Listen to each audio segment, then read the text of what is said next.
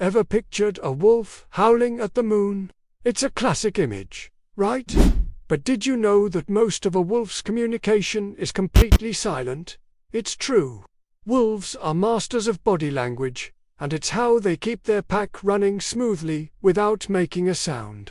Think about it. A flick of an ear, a glance, or the way they hold their tail can mean a dozen different things. A high, wagging tail means excitement and confidence, while a tucked tail signals fear or submission.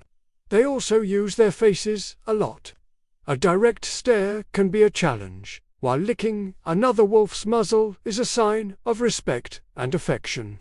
Even their posture tells a story.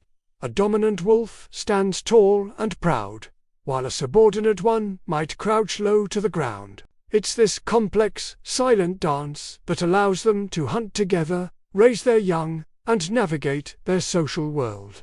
It's a secret language that's happening all the time. Pretty cool, huh? Thanks for watching.